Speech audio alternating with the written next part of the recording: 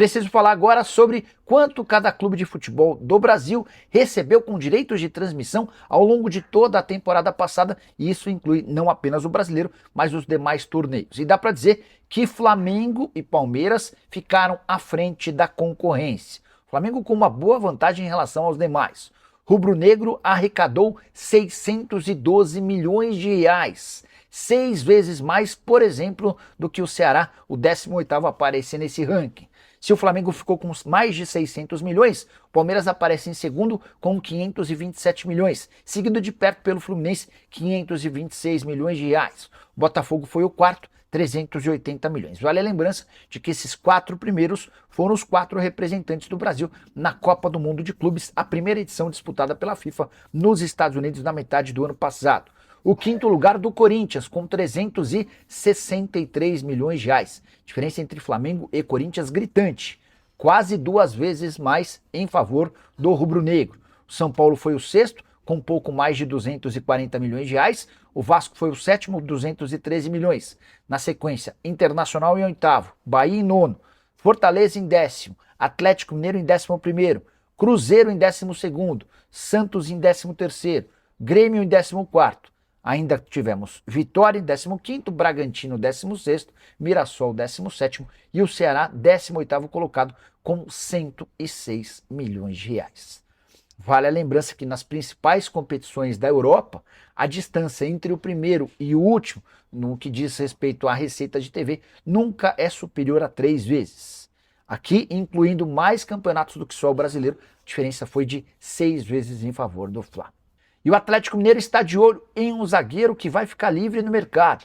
Eu me refiro a Lucas Fasson, hoje com 24 anos de idade, jogador revelado no São Paulo, com passagem pelo Atlético Paranaense e vendido desde então ao Lokomotiv Moscou da Rússia. O contrato do Fasson com o Lokomotiv se encerra em junho e ele já pode assinar um pré-contrato. O Atlético Mineiro é um dos interessados.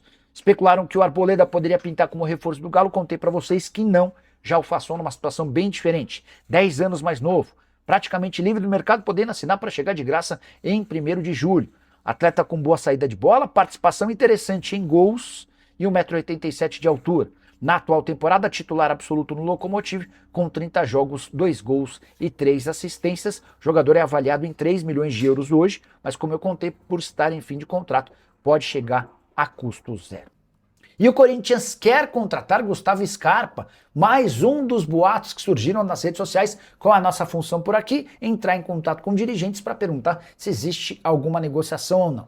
Antes de gravar o vídeo, liguei para o Marcelo Paz, executivo de futebol do Timão. Antes, só para recapitular, contar um pouquinho sobre a situação do Scarpa. 32 anos de idade, não deve estourar o limite de jogos no Brasileiro pelo Atlético para que possa ser negociado. Nesse momento ele tem 10 jogos, o Galo ainda disputa mais 4 partidas até a pausa para a Copa do Mundo. Foi comprado pelo Atlético junto ao Nottingham Forest por 5 milhões de euros. Hoje o Galo topa negociá-lo por 3 milhões de euros. A partir daí já começa a pintar algum problema, até porque a ideia do Corinthians é se reforçar na metade do ano sem gastar dinheiro. E o Atlético pede essa compensação financeira, 3 milhões de euros vezes 6, a gente está falando de mais ou menos 18 milhões de reais. Abre aspas para minha fonte no Corinthians, Marcelo Paz, esse nome não está sendo debatido no momento. Só para arrematar, Gustavo Scarpa na atual temporada, 23 jogos, 2 gols e 5 assistências. E o segundo time que mais deve no Brasil é o Atlético Mineiro. De acordo com o seu balanço, a dívida na virada de 2025 para 2026 era de 2 bilhões 290 milhões de reais. Capacidade de arrecadação na temporada passada de 670 milhões de reais. Relação dívida-arrecadação bem ruim, de 3,4 negativo, ou seja, o Atlético precisaria de mais de 3 anos arrecadando essa grana para conseguir pagar todas as suas pendências. Até por isso, os principais acionistas do Galo, da família Menin, estão aportando 530 milhões de reais. Essa grana vai ser utilizada para pagamento integral das dívidas bancárias, que garantem ou causam um juros extremamente alto. O Atlético tinha uma folha salarial de mais ou menos 24 milhões de reais por mês na temporada passada. E outros 24 milhões mensais eram pagos apenas com os juros da dívida. A maior parte desses juros vindos das dívidas bancárias. Com esse aporte, que vai mudar os percentuais da propriedade dos sócios, A família Menin vai passar a ter quase 80% da SAF atleticana, mas o grande efeito desse aporte de 530 milhões de reais é a redução considerável da dívida bancária, especialmente, o que vai apresentar uma possibilidade de fluxo de caixa bem mais confortável. O time azul com Nicola, o Juan Jesus foi contratado e o Júnior Alonso e o Vitor Hugo sem condição. O empate contra o Botafogo é na conta desses dois zagueiros bem limitados. Pois é, e o torcedor do Atlético sempre se perguntando por que o Ivan Román não joga, né? Porque quando jogou até deixou boa impressão, mas os caras não põem ele para jogar. É muito louca essa pergunta. O Júnior Alonso está negociado, ele não fica a partir da metade da temporada, já tem uma negociação acertada com o Atlanta United, né? Sobre o Juan Jesus, ele é de Belo Horizonte, eu nem sabia, né? Depois eu fui checar na ficha técnica, é de BH, não sei se é torcedor do Galo, mas está de saída do Napoli, passagem bem interessante dele no futebol europeu. Ele sai do Internacional para jogar na Inter de Milão, depois vai para eu não sei se ele passa em mais algum clube antes de ir para o Napoli. No Napoli ele foi titular durante quase toda a temporada, agora nessa reta final é que ele acabou perdendo a condição de titular. Mas eu gosto, tá? Acho bom jogador, 32 para 33 anos de idade. O que eu consegui descobrir, falando com o pessoal lá do Galo, é que é um nome que interessa, é um nome que tem sido debatido, mas o Atlético jura de pé junto que não fechou. Também não sei se admitiria, né? Até porque é aquela fase do pré-contrato que causaria problemas pro atleta lá no Napoli nessa reta final. Muito foi falado ali na zona mista sobre a falha defensiva, né? Mas o Atlético errou muito lá na frente também. O gol que o Coelho perdeu, poderia ter explicado o gol que ele perdeu.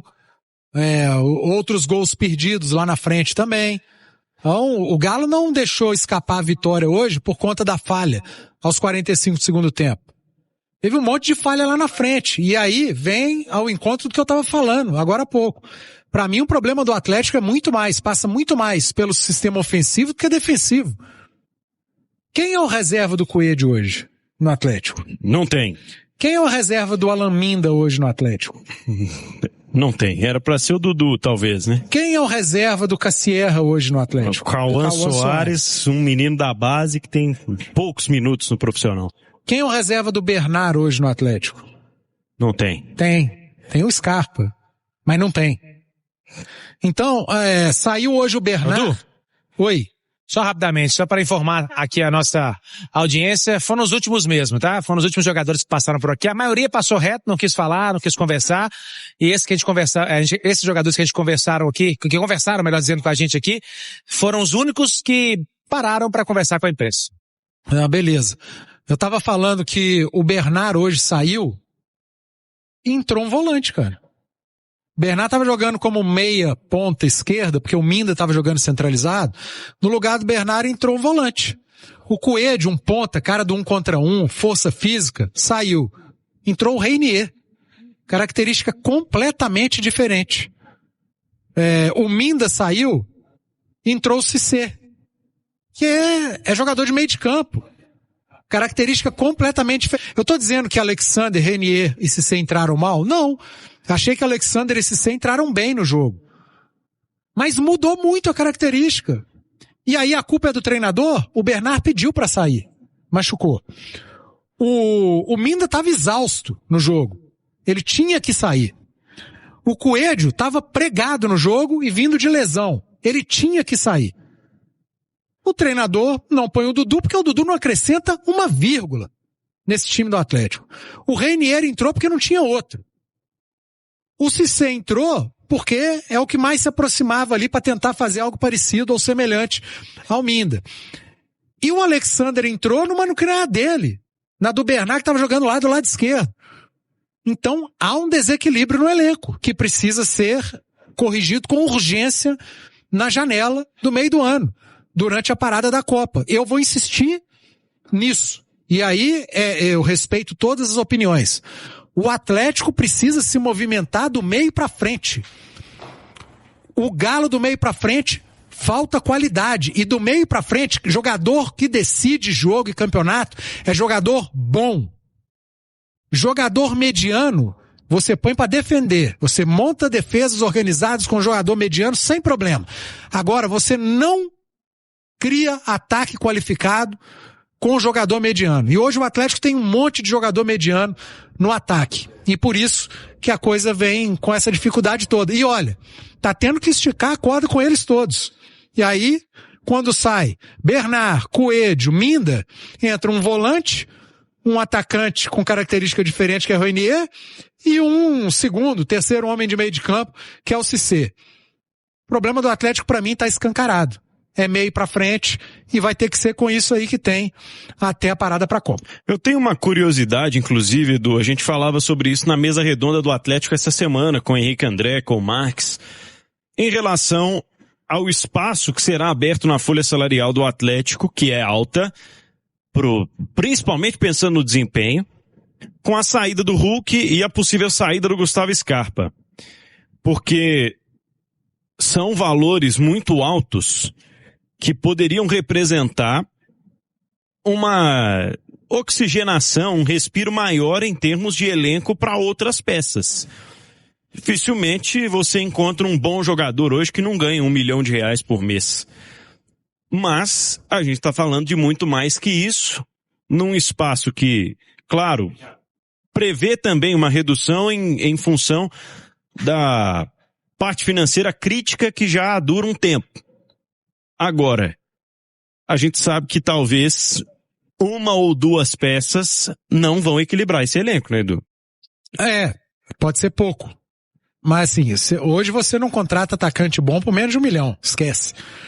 O Hulk tá saindo aí, vai abrir um espaço de pelo menos R$3 milhões por mês na folha do Atlético. Se o Scarpa sair, esse espaço passa de 4 milhões, com certeza, tranquilamente.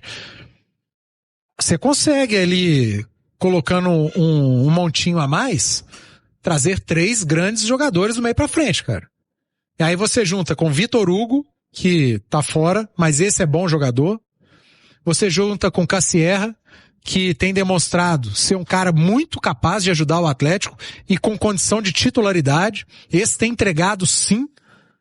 Você traz mais 3 ótimas peças, aí você ganha um Coelho de opção, você ganha um Minda de opção, ou se crescer mais até como titular.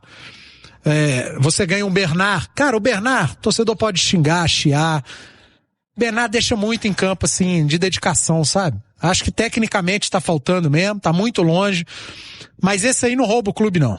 Esse aí se dedica, esse deixa tudo que pode em campo. O que não pode, infelizmente, a gente tem visto. Mas eu acho um cara útil para ser opção pro restante da temporada. Então, assim, pelo menos, mínimo 3 jogadores do meio para frente para preencher a lacuna do Hulk e possíveis outras lacunas de jogadores que podem deixar o Galo no meio do ano. Porque, sendo muito sincero, com todo respeito, eu me policio muito para não desrespeitar nenhum profissional.